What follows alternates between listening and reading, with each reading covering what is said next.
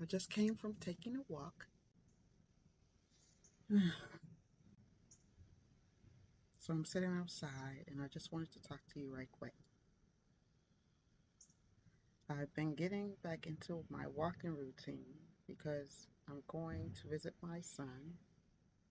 And for a couple of days, we're going to be doing a lot of walking in Florida. So to prepare, I'm back to trying to walk every day so that I can take it.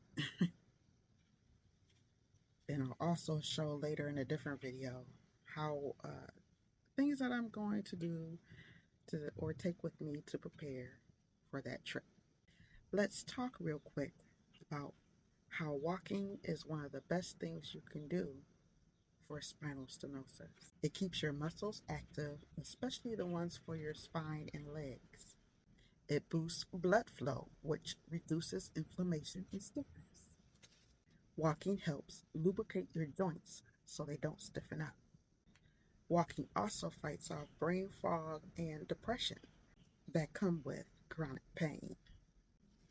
The key is walk safely, start small, use a cane if you need to, walk near a wall or fence if you have to. Don't be afraid to take breaks, just move your body. Even a 5-minute walk is better than none.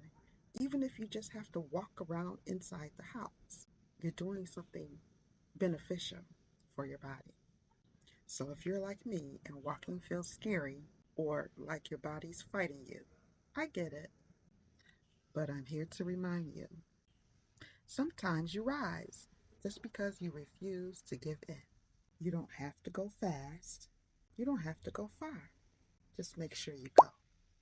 You're working with a body that needs support and movement to heal. Let's walk this journey together, one careful, powerful, intentional step at a time. And if no one told you today, I'm proud of you for showing up. Now keep walking, even if it's just to the mailbox and back, even if it's around your dining room table, because that counts. If this video spoke to you, leave me a heart emoji in the comments. Let me know how walking makes you feel. And don't forget to subscribe, share the video, and